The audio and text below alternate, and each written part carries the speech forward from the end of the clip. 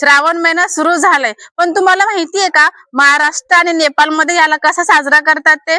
आता श्रावण महिन्यामध्ये नेपाळमध्ये काय करतात, ज्या महिला असतात ना ते हिरव्या पिवळ्या रंगाचा साज करतात, जसं की साड्या, बांगड्या, पोत. आणि नेपाळमध्ये श्रावण महिन्यामध्ये हिरव्या रंगाला खूपच मान असतो.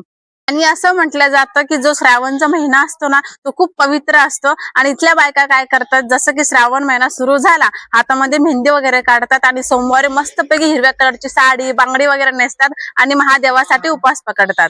आणि जे काठमांडूचं एकदम प्रसिद्ध मंदिर आहे पशुपतीनाथ, तिकडे लाखो भक्त दर्शनासाठी येतात. आणि आपल्या महाराष्ट्रामध्ये श्रावण सोमवार सुद्धा खूप चांगल्या प्रकारे साजरा केला जातो. जसं की उत्तराखंड, युपी, बिहार लाखो कावडीय गंगाजल घेऊन पायी प्रवास करतात. जसं की दक्षिणकडून उत्तरकडे भव्य कावड यात्रा निघते, तर कुठे मंगळागौरीचे भव्य खेळ खेळले जातात. आणि आपल्या महाराष्ट्रामध्ये सुद्धा श्रावण महिना हा खूप पवित्र मानला जातो. संस्कृती जरी वेगळी असली तरी महादेवाची भक्ती तर एकच असते ना. श्रावण महिन्याच्या तुम्हा सर्वांना हार्दिक शुभेच्छा. हर हर महादेव.